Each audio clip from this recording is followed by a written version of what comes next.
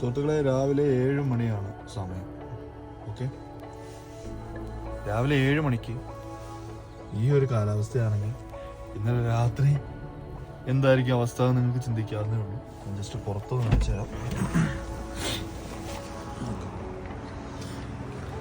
നല്ല കോടമാണ് രാവിലെ തന്നെ. നല്ല കോട, നല്ല സുഖം, നല്ല ചെറിയ കാറ്റും ഉണ്ട്. അടിപൊളി ക്ലൈമറ്റ്. രാവിലെ 7 മണിയാണ്. സൂര്യൻ അവിടെ ഉദിച്ചു വരുന്നുണ്ട്, പക്ഷേ സൂര്യൻ നമ്മുടെ അപ്പുറമായി പോയി. സൂര്യൻ ഈ ഭാഗത്തേക്ക് വന്നിട്ടില്ല. ഇതിപ്പോൾ നമ്മുടെ അൽഹദ, ഇതിൻ്റെ ബാക്ക് സൈഡ് അൽഹദ ചുരമാണ്. ഇതിൻ്റെ ബാക്ക് സൈഡ്. അപ്പോൾ ഈ അൽഹദ ചുരത്തിൻ്റെ അവിടെ നിന്ന് കയറി വരുന്ന കോടയാണിത്. ഇന്നലെ രാത്രി ഞാൻ മക്കയിൽ നിന്ന് വരുമ്പോൾ ഇതുപോലെ ശക്തമായ കോടയായിരുന്നു. എൻ്റെ പുറകിൽ ഈ പറഞ്ഞ വഴി തിരിച്ചറിയാൻ പറ്റാത്തതുകൊണ്ട് ഞാൻ തന്നെ ഭയങ്കരമായിട്ട് കഷ്ടപ്പെട്ടു. എൻ്റെ ഫ്രണ്ടിലുള്ള വണ്ടികളൊക്കെ, ഞാൻ പയ്യാണ് വന്നത് കോടയുള്ളതുകൊണ്ട്, പക്ഷെ എൻ്റെ ഫ്രണ്ടിലുള്ള വണ്ടികളൊക്കെ സ്പീഡായിട്ട് കയറിപ്പോയി. കുറച്ച് മുകളിലെത്തി കഴിഞ്ഞപ്പോൾ നല്ല തിക്കായി കോട.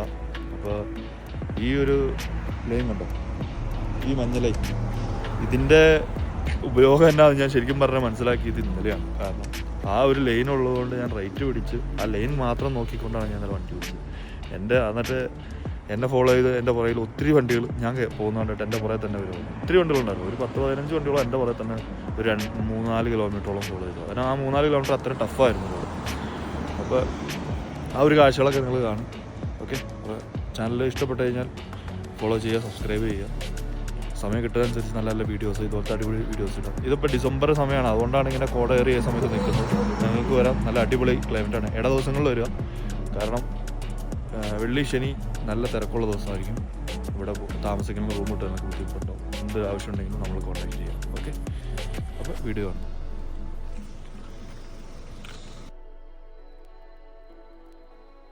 ചുരത്തിൻ്റെ ഏകദേശം പകുതി മുതലാണ് നമ്മൾ വീഡിയോ എടുത്ത് തുടങ്ങുന്നത്. ഇപ്പോൾ തന്നെ കോട കയറിയിട്ടുണ്ട്. സമയം ഇപ്പോൾ ഏകദേശം 11:30 കഴിഞ്ഞു രാത്രി.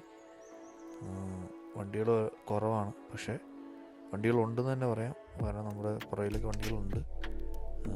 ഈ സമയത്തൊക്കെ ഇതൊന്നും കോട ശരിക്കും കയറിയേക്കണല്ല കേട്ടോ. കാരണം താഴത്തെ ചുരത്തിൽ താഴേന്ന് വരുമ്പോൾ അത്ര പ്രശ്നങ്ങളില്ല, പക്ഷേ ചെല്ലുന്തോറും കൂടി വരിക എന്ന് പറയില്ല, ആ അവസ്ഥയായിരുന്നു.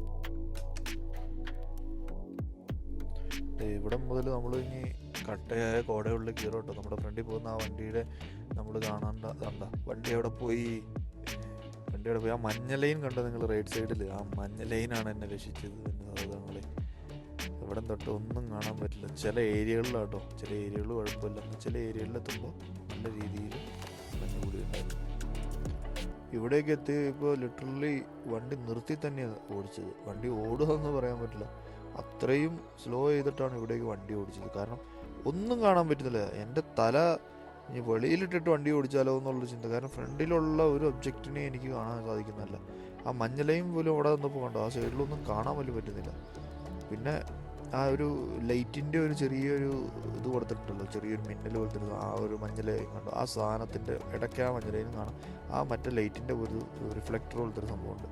ആ സംഭവം കണ്ടിട്ടാണ് ഞാൻ വണ്ടി ഓടിച്ചത് തന്നെ. കാരണം അത്രയ്ക്കും ഈ മൊബൈലിൽ കാണാൻ പറ്റുന്നത് പോലും എനിക്ക് നഗ്നനേത്രങ്ങൾ കൊണ്ട് കാണാൻ സാധിക്കില്ലായിരുന്നു. അത്രയ്ക്കും ഹാർഡായിട്ടായിരുന്നു മഞ്ഞുണ്ടായിരുന്നു. കാരണം പെട്ടുപോകാന്ന് പറയില്ലേ, അമ്മാതിരി അവസ്ഥയായിരുന്നു. മുമ്പോട്ട് പോകണോ ബാക്കിലേക്ക് പോകണോ എന്നുള്ളൊരു ചിന്താഗതിയായിപ്പോയി.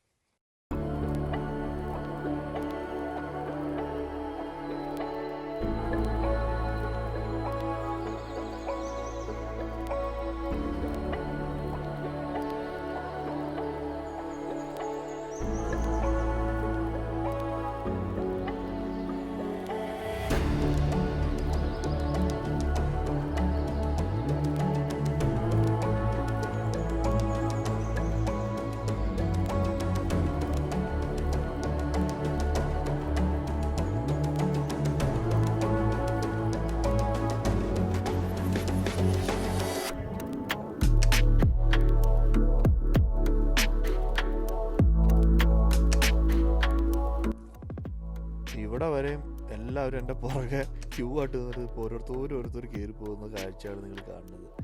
ഇതുവരെയും ആരും എന്നെ ഓവർടേക്ക് ചെയ്തിട്ടില്ല. നിങ്ങൾ കണ്ടില്ലേ, ഏകദേശം 4-5 മിനിറ്റോളം ആരും എന്നെ ഓവർടേക്ക് ചെയ്തിട്ടില്ല. കാരണം അത്രയ്ക്കും ഹാർഡായിരുന്നു, റോഡ് കാണാനേ പറ്റില്ലായിരുന്നു. അത്രയും ബുദ്ധിമുട്ടായിരുന്നു ഞാൻ പറഞ്ഞ രീതിയിൽ. അപ്പോൾ ഓരോരുത്തർ എൻ്റെ പുറയിൽ കോൺവോയ് ആയിട്ട് വന്നിരുന്ന ആളുകൾ ഇനി ഓവർടേക്ക് ചെയ്ത് പോകുന്നുണ്ട്.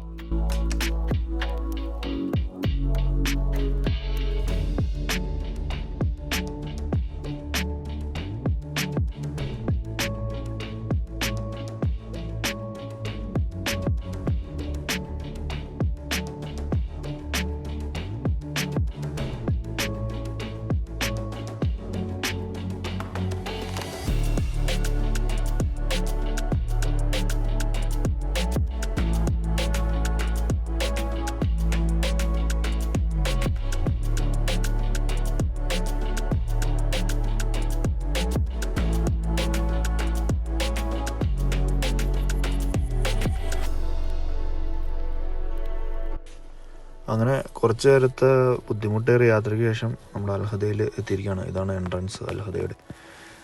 ഇവിടെ നിന്ന് റേറ്റ് എടുക്കുമ്പോഴാണ് ഇനി നിങ്ങൾ അത്ഭുതപ്പെടാൻ പോകുന്ന അടുത്ത കാഴ്ച കാണുന്നത്.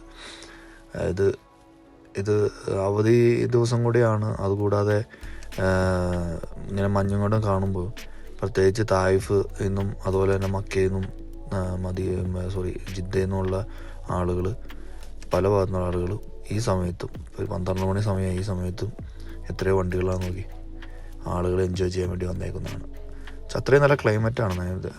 ഇതിലത്തൊരു ഇത് ആസ്വദിക്കാൻ തൊട്ടടുത്ത് നിന്ന് നമുക്ക് ആസ്വദിക്കാൻ പറ്റുന്ന നല്ലൊരു ക്ലൈമറ്റാണ്. കാരണം മക്കത്ത് ഞാൻ കയറി വരുമ്പോൾ മക്കത്ത് 30 ഡിഗ്രി 35 ഡിഗ്രി ചൂടായിരുന്നു. അപ്പോൾ ഇവിടെ കയറി വരുമ്പോൾ നേരെ അത് 7 ഡിഗ്രി 8 ഡിഗ്രിയിലേക്ക് മാറും.